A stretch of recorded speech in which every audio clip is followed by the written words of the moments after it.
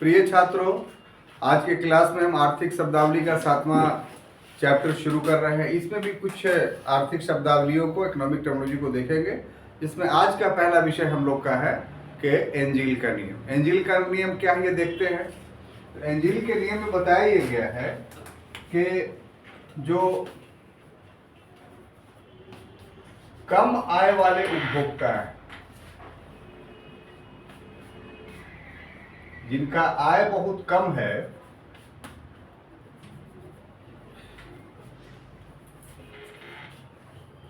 वाले उपभोक्ता जो होते हैं, इनका अधिकांश व्यय जो होता है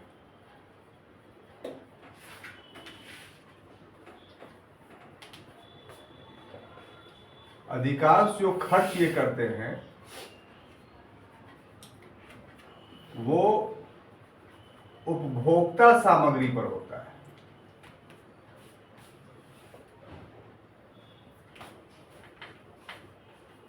ठीक है। अब देखिए कि जैसे जैसे इनकी आय में वृद्धि होती है,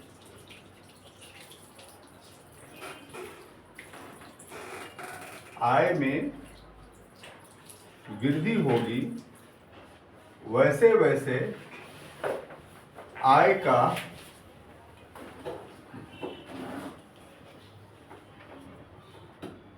भाग उपभोक्ता सामग्री पर कम खर्च होगा।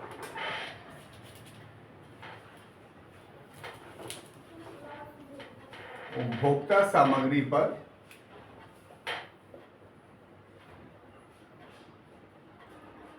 कम खर्च होगा।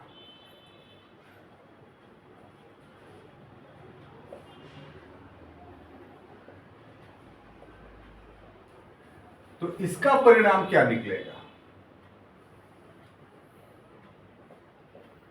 इसका परिणाम ये निकलेगा कि नंबर 1, बचत होगी। जब बचत होगी तो शिक्षा पर खर्च करेंगे, है ना? जब बचत होगी तो स्वास्थ्य पे खर्च करेंगे।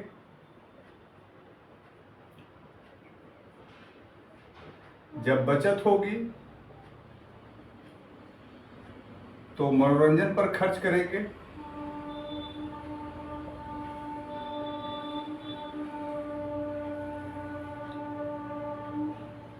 और इस तरह का जब वो खर्च करेंगे तो उनका जीवन स्तर क्या होगा? उच्च होगा।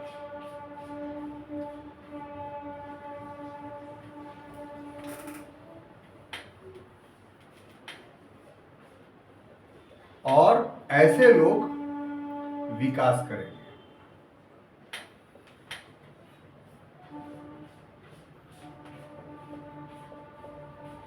तो एंजेल के नियम में छात्रों ये सब बातें बताई गई कि एंजेल का नियम क्या कहता है कि यदि किसी व्यक्ति का आय कम हो तो आय जैसे ही कम होगा तो उसका सारा का सारा जो व्यय होगा वो किस पर? उपभोक्ता सामग्री पर। यानी जो बहुत ही जरूरी से खाने पीने की चीजें हैं, सबसे पहला प्रायोरिटी तो इस पर हो गया। उसके बाद कपड़ा पहनने की चीजें हैं, ये सेकंड प्रायोरिटी हो गया। उसके बाद आवासन पर होगा, सब पैसा इसी में चला जाएगा। और इसी से निर्धनता के 3 कैटेगरीज का निर्धारण होता है। अगर उनको खाना भी भरपेट नहीं मिल रहा है तो इसका मतलब दरिद्र है, वो निर्धन नहीं है। क्या है? दरिद्र है। चलिए, खाना मिल रहा है ठीक से तो कपड़ा ठीक से नहीं मिल रहा है तो गरीब है, आवास नहीं मिल रहा है तो गरीब है। तो ये सारा चीज इसलिए हो रहा है क्योंकि उनकी आय कम है। तो इनकम पाइवटल रोल अदा कर रहा है उसके जीवन स्तर में, किसी भी व्यक्ति के। एंजिल ये कह रहे हैं। लेकिन उसी व्यक्ति का यदि आय में वृद्धि हो जाती है, यानी उसका आय बढ़ जाता है, तो सबसे पहला ये होता है कि जितना वो भोग की चीजें हैं वो तो सीमित हैं। खाएगा तो एक सीमा के तहत ही खाएगा, कपड़ा पहनेगा एक सीमा के तहत ही पहनेगा। तब क्या होता है कि उपभोक्ता सामग्री पर उसका व्यय जो है वो कम होगा।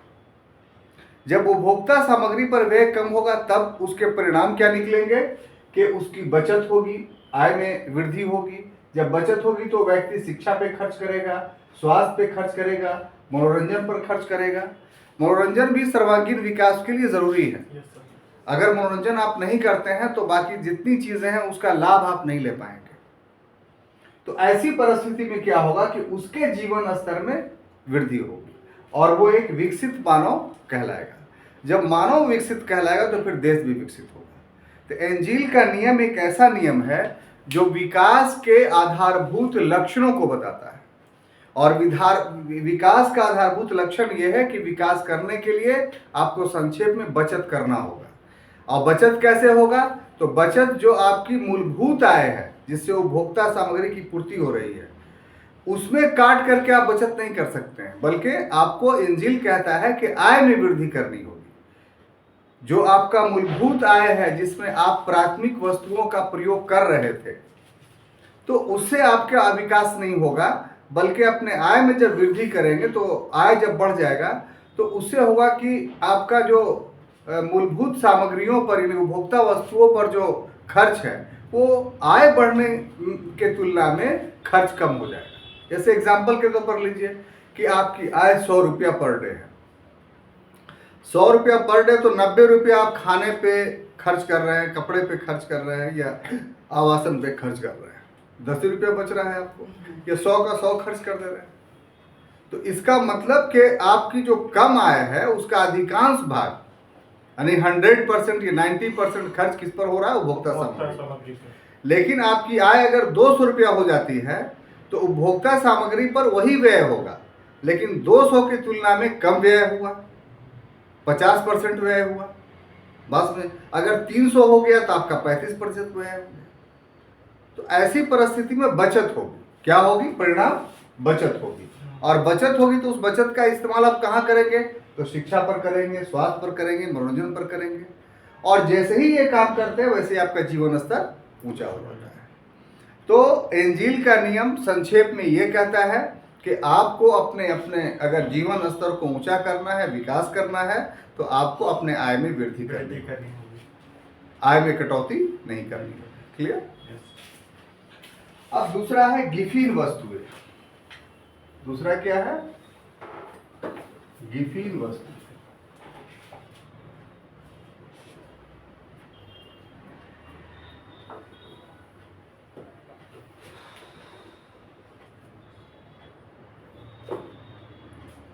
देखिए, जब गिफिन वस्तुओं की बात करते हैं तो यहां पर जान लीजिए आप कि गिफिन एक अर्थशास्त्री का नाम है। ठीक है? गिफिन क्या है? एक अर्थशास्त्री का नाम।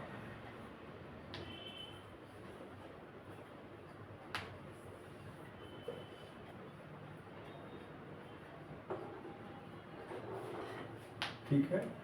अब ये अर्थशास्त्री एक धारणा का विकास करते हैं, एक कंसेप्ट का विकास करते हैं ये। और इस कंसेप्ट में क्या बात कही गई है कि कुछ वस्तुएं जो है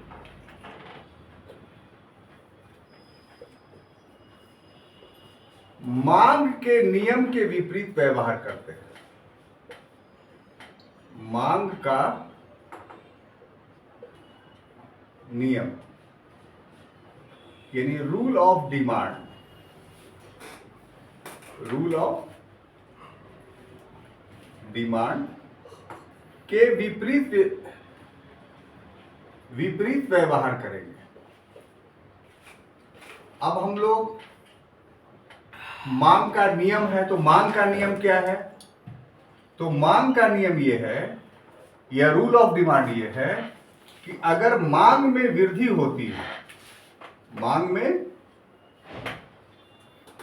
वृद्धि होगी तो इसका परिणाम यह होगा कि मूल्य में भी वृद्धि होगी, मूल्य में वृद्धि होगी। और अगर मूल्य में वृद्धि होती है तो फिर मांग में कमी होगी। यस सर, सही बात है। ये एक सामान्य सा मांग का नियम है, ठीक है। Yes sir. लेकिन इसके विपरीत यह जो नियम आपको बताया गया है, इसके विपरीत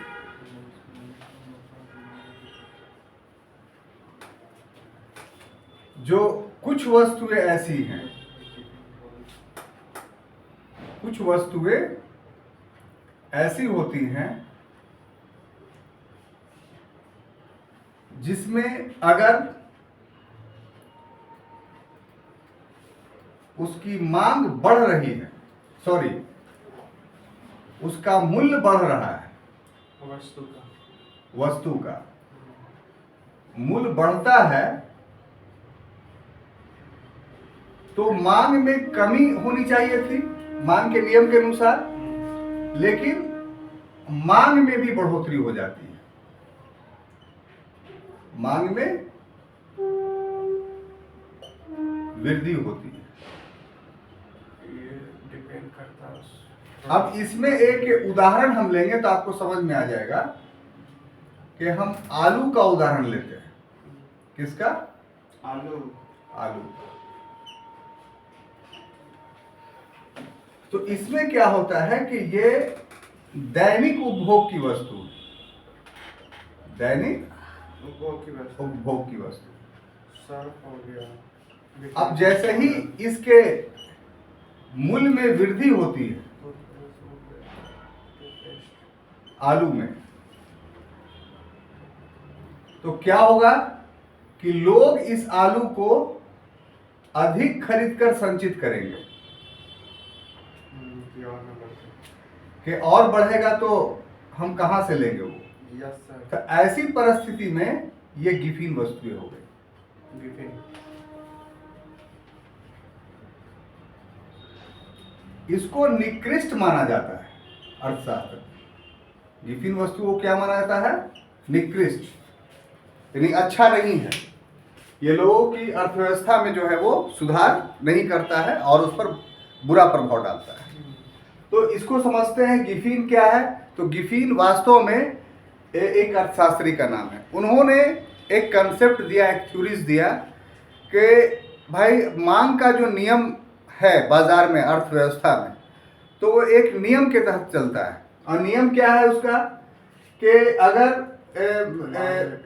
मांग में वृद्धि होती है तो फिर जो है वो उसका मूल्य जो है वो कम होगा, और अगर मूल्य कम होगा तो मांग में कमी आ जाएगी। यानी आमतौर पे किसी वस्तु का मांग बढ़ता है तो उसके क्या होगा, मांग में कमी आ जाती है, और मांग में जब कमी आ जाती है तो फिर क्या होता है कि उसके मूल्य में भी कमी आ जाती है। अब कोई उसका खरीदने वाला नहीं रहेगा तो क्या हो जाएगा, बेचने वाला भाव घटा देगा। नहीं बात समझ में आ रही है?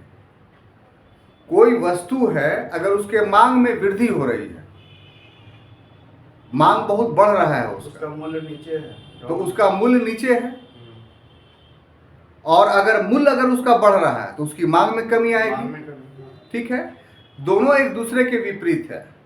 तो मांग का नियम यह कहता है, उसमें गिफिन ने यह पता किया कि यह सब वस्तुओं पर लागू नहीं होती है। कुछ उपभोग की वस्तुएं ऐसी होती हैं कि जैसे ही उसका मूल्य बढ़ता है तो उसका मांग भी बढ़ जाता है। यहां होना क्या चाहिए कि मूल्य बढ़ रहा है तो मांग में कमी आनी चाहिए, लोग कम खरीदेंगे उसको। लेकिन कुछ वस्तुएं हैं कि अगर मूल्य बढ़ रहा है तो उसके मांग में भी वृद्धि हो जाएगी। अब वृद्धि क्यों हो जाएगी, तो उसका उदाहरण दे रहे हैं आलू को, कि आलू एक ऐसी दैनिक उपभोग की वस्तु है। जैसे मांग में वृद्धि हुआ तो मूल्य में कमी होगा। हाँ सॉरी, मूल्य में कमी, और मूल्य में कमी होगा तो मांग में वृद्धि हो जाएगी। हाँ नीचे सर। तो तीसरा सेंटेंस मांग में कमी होगी तो क्या मूल्य में वृद्धि हो जाएगी।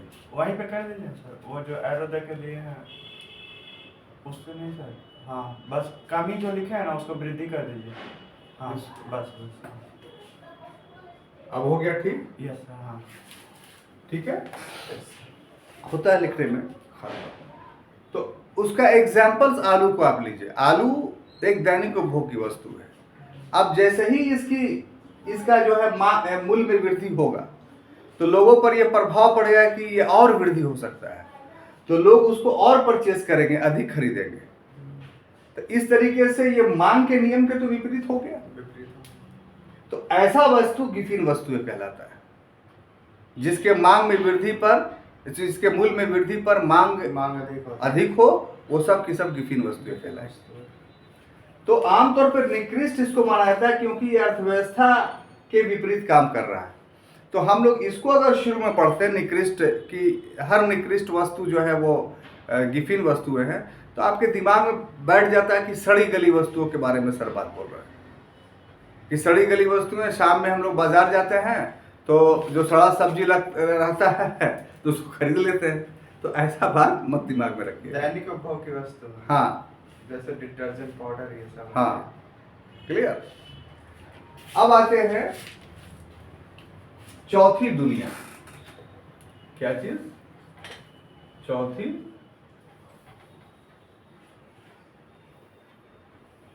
दुनिया,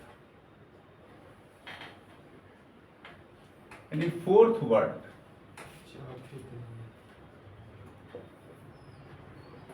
ये काफी महत्वपूर्ण है आपके लिए। क्यों महत्वपूर्ण है?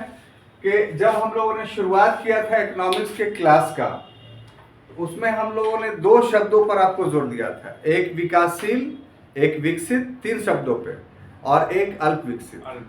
ठीक है ना? तो पहले उसको क्लियर करते हैं। तो यहां पर अर्थव्यवस्था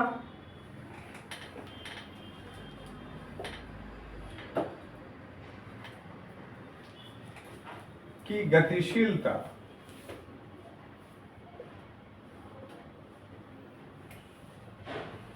इसको इंग्लिश में कहेंगे मोबिलिटी ऑफ इकोनॉमी।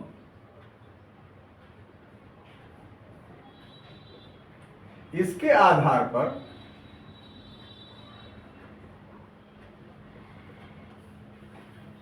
अर्थव्यवस्था 3 प्रकार की होती है।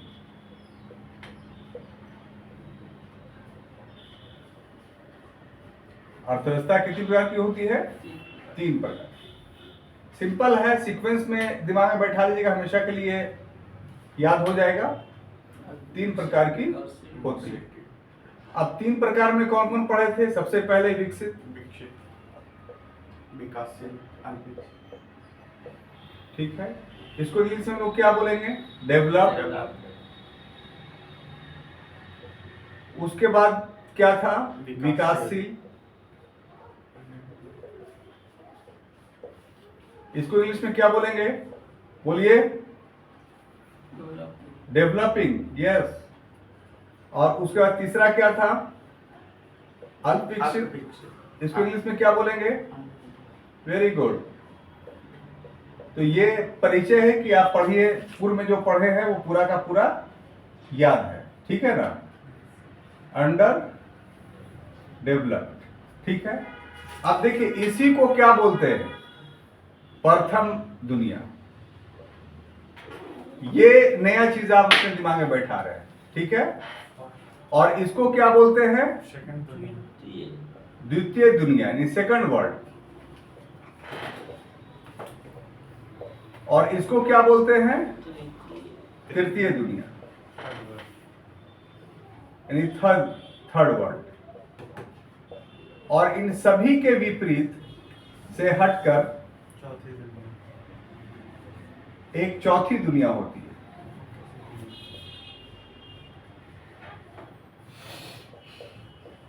ये क्या होती है? तो पूर्ण रूप से गतिहीन होती है, पूर्णतः गतिहीन होगी। और इसका उदाहरण जो है, इस गतिहीनता का अगर हम समझाते हैं बढ़िया से आपको, इसका उदाहरण अधिकांशतः जो है वो अफ्रीकी देश है।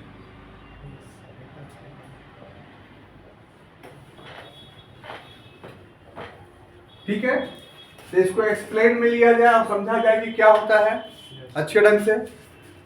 तो हम लोग को पढ़ना क्या है, चौथी दुनिया, फोर्थ वर्ल्ड क्या होता है। तो इसको पढ़ने के लिए जरूरी है कि इस टर्मिनोलॉजी के आत्मा पर चला जाए। तो इस टर्मिनोलॉजी की आत्मा क्या कहलाती है, मोबिलिटी ऑफ इकोनॉमी। क्या कहलाती है, मोबिलिटी ऑफ इकोनॉमी, यानी अर्थव्यवस्था की गतिशीलता। अब अर्थव्यवस्था की गतिशीलता के आधार पर अर्थव्यवस्था को तीन भाग में बांटते हैं। पहला भाग क्या है, विकसित, डेवलप्ड दुनिया। तो विकसित क्या है कि जो वर्तमान समय में विकास का मापदंड है। विकास का मापदंड क्या क्या हो सकता है, तो आप जानते हैं कि जो वहां प्राकृतिक संसाधन है उसका 100% विदोहन होता है, और विदोहन में इस बात का ख्याल रखा जाता है कि वो विदोहन समावेशी विदोहन हो, सस्टेनेबल एक्सप्लोरेशन हो, अर्थात भविष्य के लिए भी सुरक्षित रहे और वर्तमान समय में उसका उपयोग 100% किया जाए। तो ऐसा देश जो करता है उसकी आय बहुत बढ़ जाती है, राष्ट्रीय आय। फिर राष्ट्रीय आय जब बढ़ती है तो वो देश उसका ट्रिपिकल डाउन थ्योरी इस्तेमाल नहीं करता है, बल्कि अर्थव्यवस्था में नीतियां ऐसा बनाता है कि उससे वो बढ़े हुए आय का प्रति व्यक्ति आय में समानुपातिक वितरण होता है। यानी जैसे देश में 100 रुपया की आय हो रही है और 10 मेंबर है देश में, समझाने के लिए आपको बोल रहे हैं, तो सभी को 10-10 रुपया मिल रहा है। ऐसा नहीं है कि एक को 90 रुपया मिल जा रहा है और बाकी को 100-100 रुपया, 1-1 रुपया मिल रहा है। तो इससे भी वो देश विकसित नहीं बनेगा।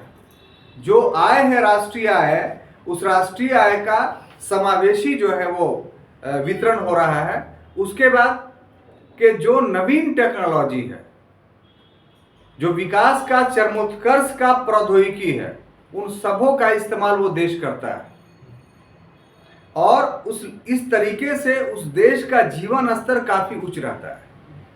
अर्थात वहाँ के लोगों में कुपोषण नहीं होता है, वहाँ के लोगों की शिक्षा बहुत अच्छी होती है, वहाँ के लोगों को मनोरंजन के सारे साधन उपलब्ध होते हैं। तो ऐसा सारा क्राइटेरिया जिस देश में होगा उसी को हम लोग विकसित देश बोलेंगे, डेवलप्ड कंट्री बोलेंगे। OECD के जितने देश हैं वो सभी के सभी इसके अंतर्गत आते हैं। क्लियर? और ये प्रथम दुनिया कहलाती है, कोई कंफ्यूजन नहीं। अब देखिए दूसरा क्या है जिसको हम लोगों ने विकासशील कहा है। क्या कहा है? विकासशील, यानी डेवलपिंग। इसमें क्या होता है कि विकास हो रहा है लेकिन विकसित देश के अनुरूप विकास नहीं हो रहा है। जैसे उदाहरण के लिए राष्ट्रीय आय में वृद्धि हो रही है लेकिन उसका वितरण समान नहीं है। टेक्नोलॉजी का इस्तेमाल कर रहे हैं लोग, सभी लोग नहीं कर रहे हैं। तो देश समानुपातिक रूप से विकसित नहीं कर रहा है। प्रोपोर्शनल रेट से देश का डेवलपमेंट नहीं हो रहा है, यानी अपाहिज रूप से देश बढ़ रहा है। एक और उस देश में विकसित देशों की तुलना में के तरह भी जनसंख्या है, दूसरी ओर अल्प विकसित देशों की तुलना में जनसंख्या है। तो ऐसे देशों को विकासशील कहते हैं, यानी उसने विकास के चरमोत्कर्ष को नहीं पहुंचा है, जिसमें हमारा देश आता है। तो ये द्वितीय दुनिया कहलाता है। और तीसरा दुनिया कौन है, यानी अल्प विकसित देश के बारे में हम बात कर रहे हैं। तो अल्प विकसित देश वो देश हैं कि जो अपने संसाधनों का पूर्ण विदोहन नहीं कर पा रहा है, शुरुआत किया है अभी, ठीक है, जीवन स्तर बहुत गति नहीं पकड़ी है, तो उसको हम लोग अल्प विकसित कहते हैं, अंडर डेवलप कहते हैं। और भारत आजादी के समय में इसी स्थिति में था। तो आमतौर पे तीन दुनिया के बारे में पढ़ाया जाता है, लेकिन इससे इतर हट करके एक चौथी दुनिया भी है। और चौथी दुनिया में क्या है कि सारा चीज जो है वो स्टिल है, उसमें कोई मोबिलिटी नहीं है। उन देशों के पास रॉ मटेरियल का पूरा अकूत भंडार है, लेकिन तकनीक नहीं है, धन नहीं है कि उसका विदोहन हो। उन देशों के पास सारे संसाधन, जल संसाधन, वायु संसाधन उपलब्ध हैं, लेकिन तकनीक नहीं है तो उसका उपयोग नहीं कर पा रहे। इसलिए वहाँ किसी भी प्रकार की अर्थव्यवस्था में मोबिलिटी नहीं है। लोग पूरी तरीके से उस देश के लोग जो है वो एक आदि मानव के तरह जीवन व्यतीत कर रहे हैं। जीवन स्तर एकदम निम्न है। जो पाषाणिक युग में लोग रहते थे जिस ढंग से, कपड़ा भी उसी ढंग से पहन रहे हैं, ना बोली पूरी तरह से डेवलप हुआ है, मूल समाज से कट करके रहना वो अपना श्रेष्ठता समझते हैं। तो ऐसे दुनिया के लोग जो है, जो विकास शुरू ही नहीं हुआ है एकदम, और उनका जीवन जो है आदि मानव के तरह है, तो वैसे देश के लिए हम लोग चौथी दुनिया शब्द का इस्तेमाल करते हैं। और ये अधिकांशतः अफ्रीकी देशों में ऐसे देश पाए जाते हैं। तो हम समझते हैं कि तीनों टर्मिनोलॉजी आप समझ गए होंगे, इसको आप नोट कर लीजिए, उसके बाद आगे बढ़ते हैं। अब अगला जो टॉपिक हम लोग का हो, विक्रय केंद्र। तो विक्रय केंद्र आमतौर पे आप लोग जो ध्यान रखते हैं, जहां सामान बिकता है उसको विक्रय केंद्र कहते हैं, लेकिन टर्मिनोलॉजी जो है वो अलग है। इसमें टर्मिनोलॉजी में जो विक्रय केंद्र शब्द का इस्तेमाल किया गया है वो अलग परिवेश में, और वो क्या है कि किसी भी वाणिज्यिक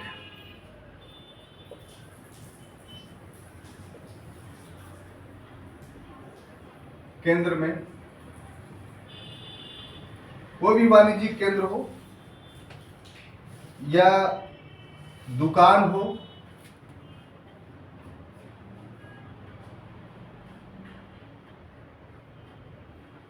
या पेट्रोल पंप हो,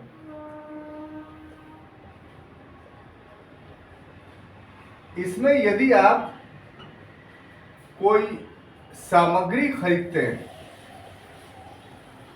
कोई सामग्री क्रय करते हैं, इसमें भुगतान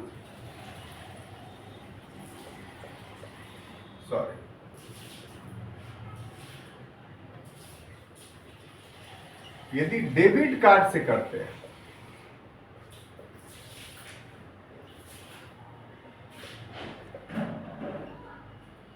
तो ऐसा केंद्र जो है, ऐसा सेंटर जो है वो पॉइंट ऑफ सेल कहलाता है।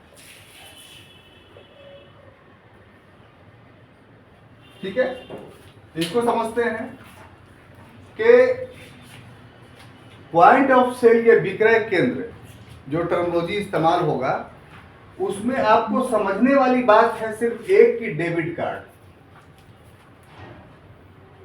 तो पहले डेबिट कार्ड को समझें।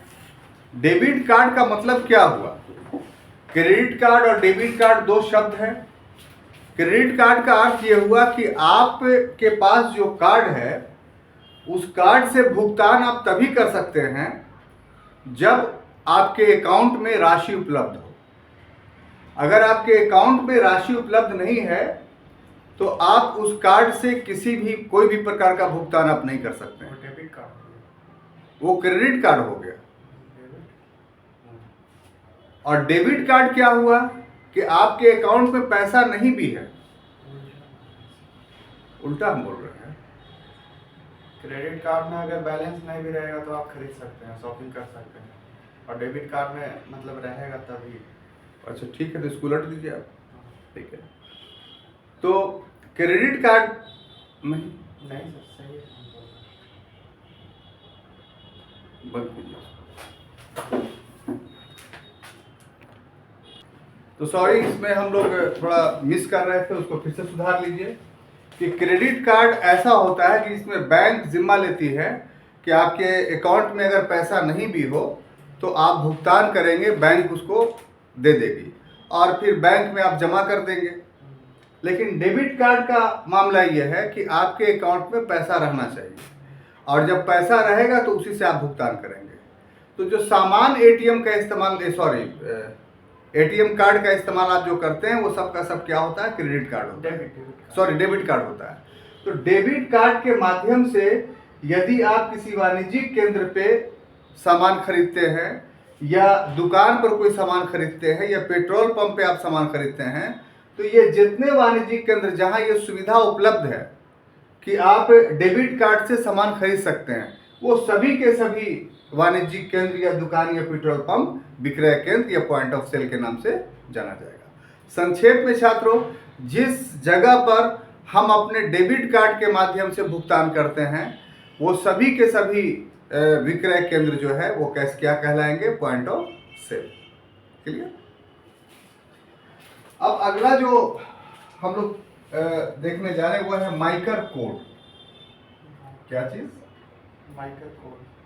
माइकर कोड।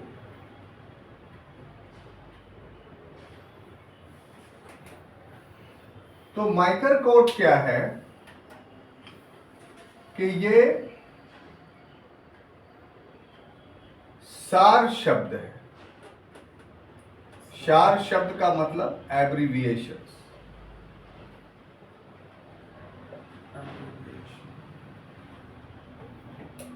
किस चीज का सार शब्द है? तो ये सार शब्द है मैग्नेटिक इंक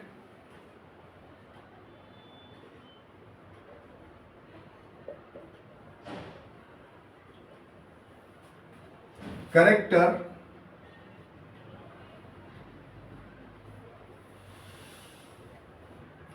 रिकॉग्निशंस।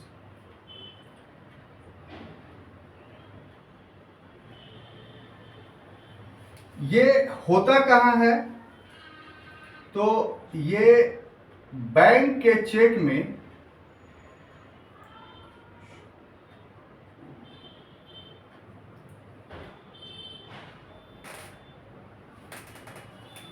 निचले हिस्से में छपा होता है। निचले भाग में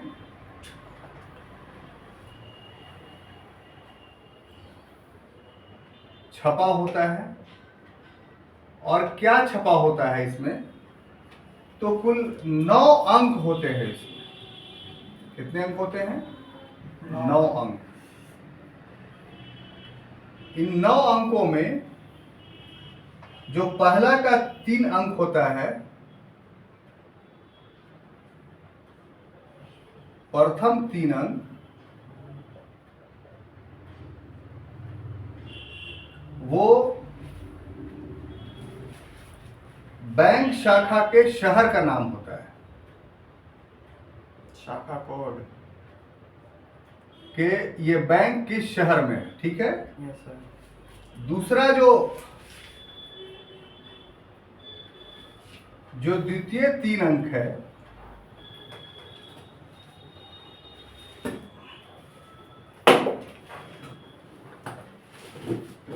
ये जो होता है वो बैंक का नाम होता है।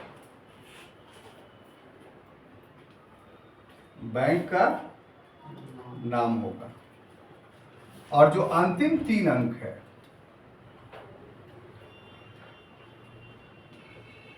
अंतिम 3 अंक, ये क्या होता है? तो बैंक ब्रांच का नाम होता है। बैंक का ब्रांच का नाम होता है। तो आप ये जो चीजें माइकर कोड के बारे में बताई जा रही है आपको, वो क्या है? सबसे पहला कि माइकर कोड एक एब्रीविएशन है, एक सार शब्द है। एब्रीविएशन सार शब्द का तो कि बड़े जो शब्द होते हैं 4-5, उसका सबका पहला वर्ड जो है वो ले करके एक शब्द बना दिया जाता है ताकि प्रयोग में सुविधा हो। तो ये जो शब्द है माइकर, वो मैग्नेटिक इंक कैरेक्टर रिकॉग्निशंस है। मैग्नेटिक इंक कैरेक्टर रिकॉग्निशंस का अर्थ क्या हुआ कि कागज पर एक ऐसा कोड बनाया जाता है जिसमें मैग्नेट लगा होता है और उस मैग्नेट में ही सारी सूचना संचित रहती है। तो इसमें जो होता है वो बैंक का जो चेक होता है उसके निचले भाग में जो सूचना दी जाती है उसको माइकर कोड बोलते हैं। और वो सूचना में क्या रहता है कि 9 अंक होते हैं। यहाँ पर 9 अंक का मतलब आप ले लीजिए कि 9 लकीरें होती हैं अगर गिनिएगा तब। उसमें से 9 अंक में जो प्रथम 3 अंक होगा, वो जो माइकर रीडर होता है, आप देखते हैं कि उसको ऐसे क्लिक करता है, रोशनी देता है, तो वो उसको रीड कर लेता है माइकर कोड को। जब रीड करेगा तो उसमें 3 सूचना, प्रथम 3 जो अंक होगा उसमें शहर का नाम आएगा। कि ये चेक किस शहर का है, किस शहर से इशू किया गया है। क्लियर? उसका अगला जो 3 अंक होगा उसमें बैंक का नाम आएगा कि उस शहर में किस बैंक का है ये। और तीसरा कि बैंक का ब्रांच आएगा। एक ही शहर में एक बैंक के 10 ब्रांच, 2 ब्रांच, 3 ब्रांच होते हैं। जैसा शहर होता है बड़ा छोटा, उसी हिसाब से उसके बहुत सारे ब्रांचेस होते हैं। तो अंतिम जो 3 अंक होगा वो क्या होगा कि उस बैंक के ब्रांच का नाम आएगा। यानी माइकर कोड में जो सूचना संग्रहित होता है, जो किसी चेक में संग्रहित है, उसमें 3-3 गुणांक के हिसाब से जो है वो 3 सूचनाएं आपको मिलती हैं। जो प्रथम 3 अंक होते हैं उससे क्या सूचना मिलती है कि आपका शहर का नाम क्या है, किस शहर का ये बैंक है। बीच वाला जो 3 अंक होता है उससे क्या होता है, उस बैंक का नाम, कि उस बैंक का क्या नाम है। और अंतिम जो 3 अंक होता है उसमें बैंक के ब्रांच का नाम होता है। तो इस ढंग से आप देखते हैं कि माइकर कोड के माध्यम से शहर, बैंक और बैंक का ब्रांच, ये 3 चीजें क्लियर होती है। पहले 3 अंक शहर को क्लियर करता है, दूसरा 3 अंक बैंक के नाम को क्लियर करता है, और अंतिम 3 अंक किसको क्लियर करता है, ब्रांच। तो शहर, बैंक और ब्रांच, ऐसे कोडिंग कीजिए, शहर, बैंक और ब्रांच। ये आपको सजाने के लिए दे सकता है। यहाँ आप सिंपली में पढ़ रहे हैं, माइकर कोड को सजाने के लिए दे सकता है कि क्रम से बताइए कि माइकर कोड में सूचनाओं का क्रम क्या होगा। तो ये टफ हो जाएगा आपको। तो वैसी स्थिति में आप अभी कोड कर लीजिए। सबसे पहले ऊपर में क्या होगा, दूसरा बैंक का नाम, और तीसरा ब्रांच। क्लियर? कोई कंफ्यूजन नहीं।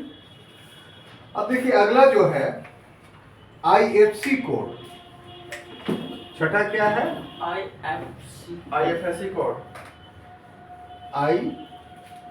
IFC code.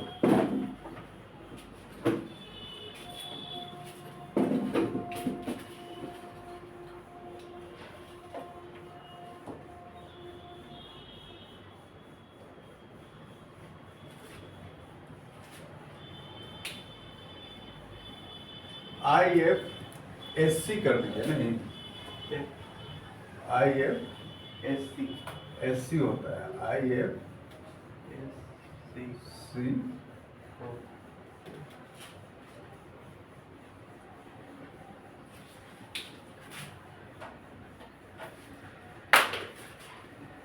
ये क्या होता है कि ये Indian financial system code, Indian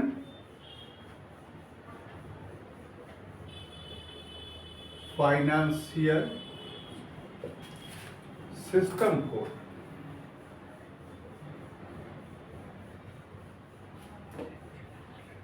का सार रूप है।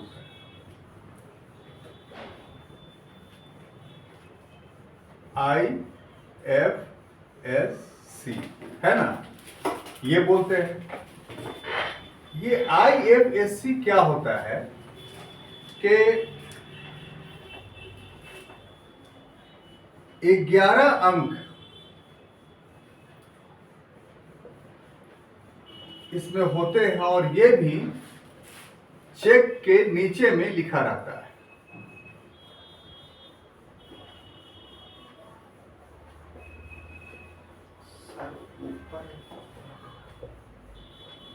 चेक के नीचे में क्या होता है, सर ऊपर, चेक के ऊपर।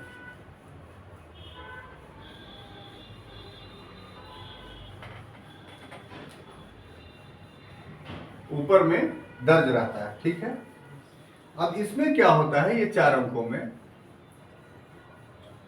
कि जो प्रथम 4 अक्षर होते हैं, बैंक का नाम, प्रथम 4 अक्षर जो होते हैं उसमें बैंक का नाम होता है।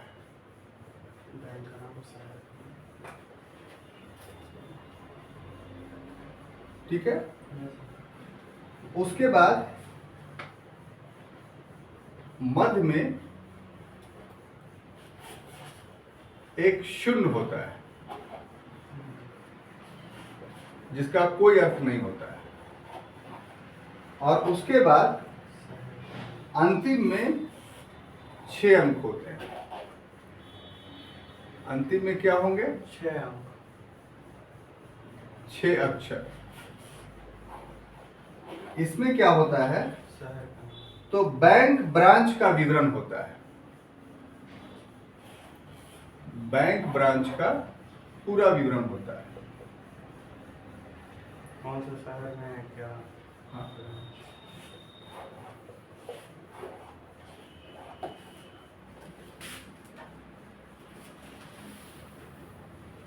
इसमें देखते हैं दूसरा टर्मिनोलॉजी क्या है हम लोग का। तो IFSC कोड, जिसको हम लोग क्या बोलेंगे, किसके abbreviation? Indian financial system code. इसको IFSC ऐसे लिखते हैं। ये क्या होता है कि चेक के ऊपर में दर्ज होता है। जो माइकर कोड है नीचे में दर्ज होता है। ये कहाँ होता है? ऊपर में होता है। ये 11 अंकों का होता है। कितने का? 11 अंकों का, जिसमें प्रथम 4 अंक 4 अक्षर और अंतिम 6 अक्षर, यही इंपॉर्टेंट है। बीच में एक 0 होता है जिसका कोई इंफॉर्मेशन नहीं होता। 2 इंफॉर्मेशनों को अलग करने के लिए एक 0 दे दिया जाता है। तो प्रथम जो 4 अक्षर है उसमें बैंक का नाम पता चलेगा, और तीसरा कि ब्रांच के बारे में पूरा विवरण रहेगा कि वो ब्रांच कहाँ है, कैसा है, आपका उससे क्या संबंध है, किस तरह का रिलेशन है आपके अकाउंट का। तो सारा का सारा विवरण जो है वो इसमें रहेगा। तो ये हुआ छात्रों माइकर कोड और IFSC कोड। अब अगला हम लोग लेते हैं NEFT प्रणाली। सातवां क्या पढ़ेंगे? NEFT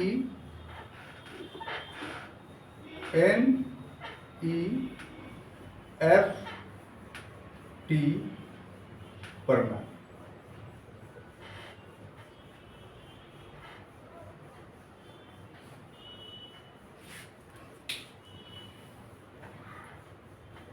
ये क्या है कि ये एक्चुअली में एक सार शब्द है। किस चीज का सार शब्द है? यानी ये भी एब्रीविएशन है।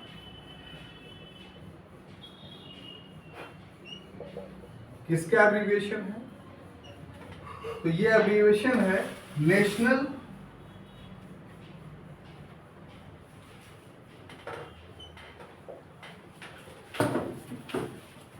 इलेक्ट्रॉनिक्स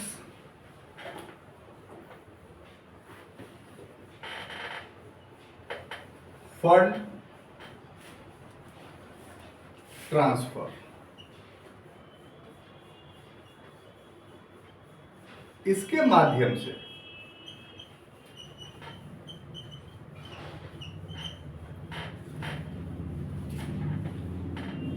खाता धारक जो है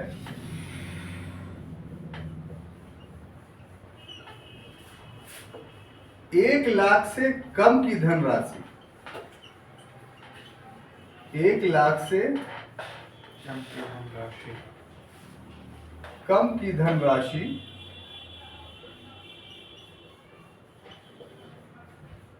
किसी दूसरे खाता धारक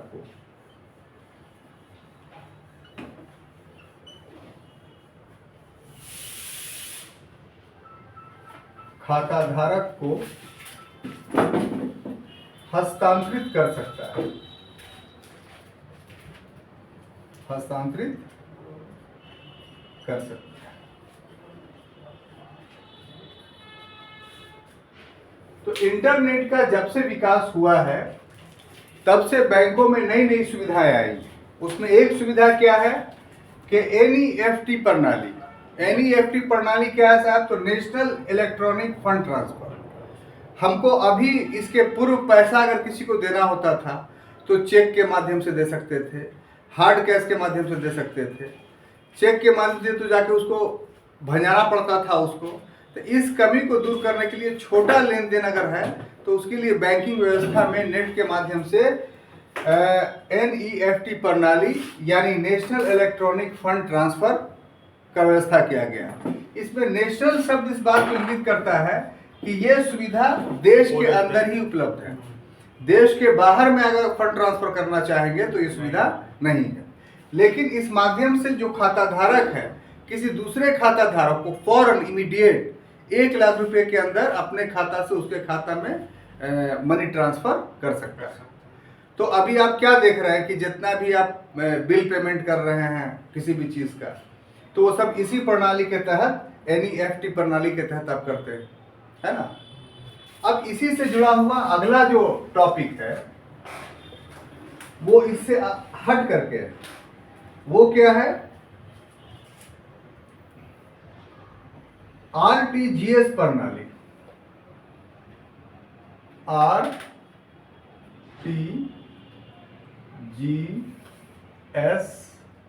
प्रणाली।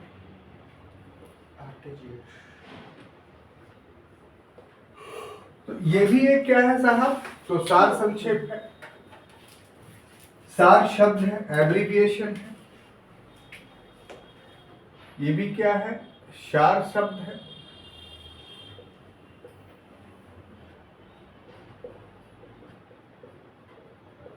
एब्रिविएशन है। किस चीज का एब्रिविएशन है?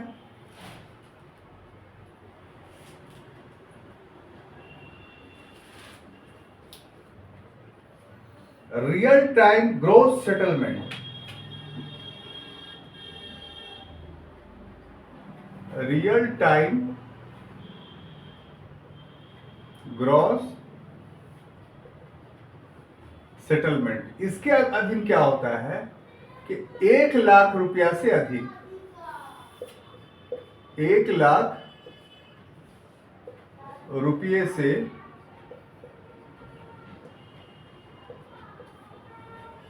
से अधिक धनराशि का एक खाते से दूसरे खाते में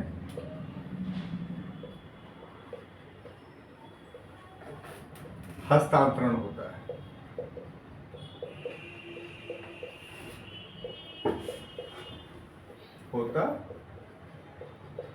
तो इस तरीके से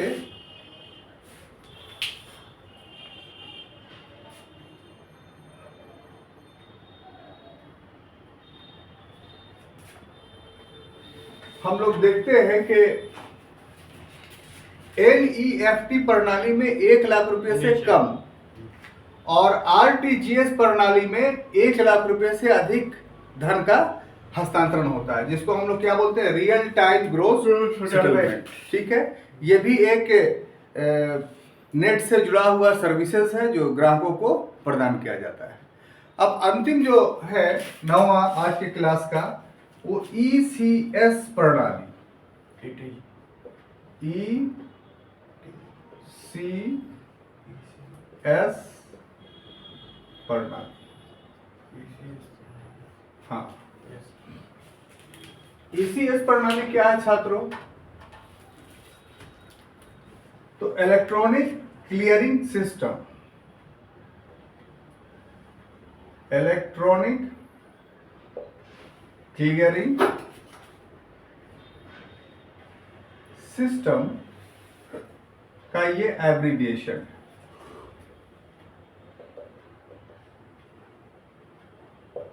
इसमें क्या होता है कि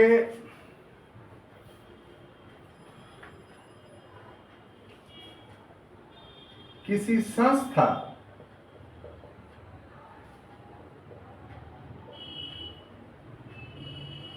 या खाते में नियमित रूप से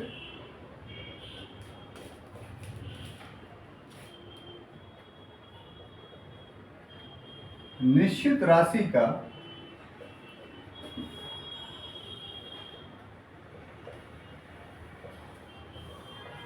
निश्चित अवधि तक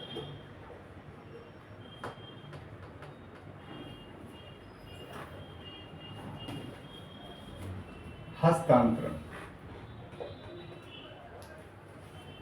ठीक है।